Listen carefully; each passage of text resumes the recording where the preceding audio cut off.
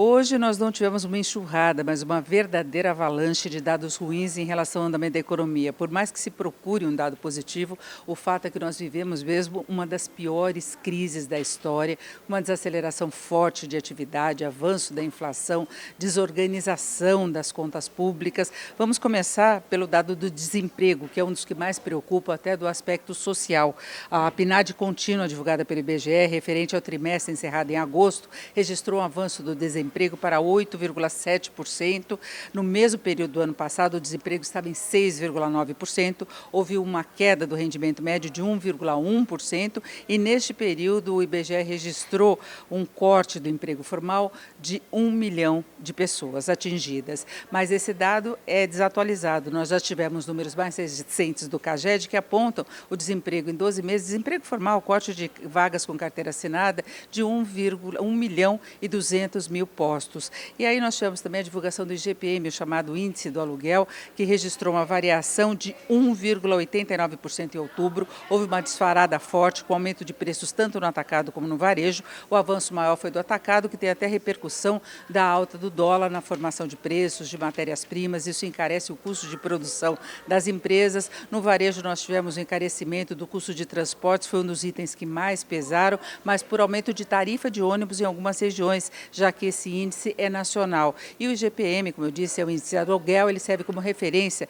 para a correção de contratos, de muitos contratos, a maior parte do mercado. Agora, o problema é que a crise, a perda de compra da população em geral, a queda de renda das empresas está fazendo com que haja acordos em ritmo menor do que essa variação do IGPM, mesmo de outros índices de inflação. O Secov, o Sindicato da Habitação, apontou que a média dos reajustes está ocorrendo com variações 5% abaixo dos índices, mas em muitos casos não há sequer a aplicação do reajuste, porque isso poderia levar o inquilino a desocupar o imóvel. E nós temos esse movimento em várias áreas de comércio, porque as lojas estão enfrentando aumento de custos por tarifaço, como aumento de energia, queda de movimento, e aí não conseguem bancar o aluguel sequer sem os reajustes. Então é um movimento que acaba agravando a crise econômica. E nós tivemos hoje mais um dado ruim referente às contas públicas. As contas do governo central tiveram o pior resultado até o mês de setembro dos últimos 19 anos. Foi um déficit de quase 21 bilhões de reais e só no mês de setembro esse déficit chegou a quase 7 bilhões.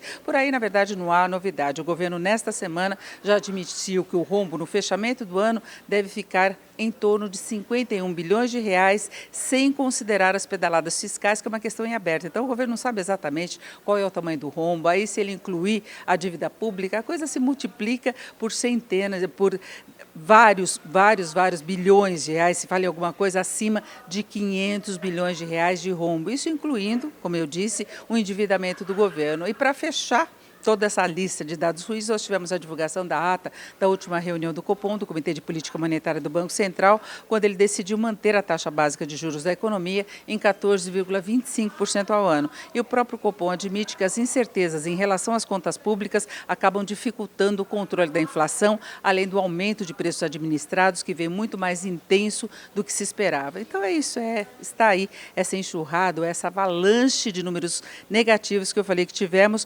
logo no comecinho da quinta-feira. Vamos ver o que acontece até o final do dia.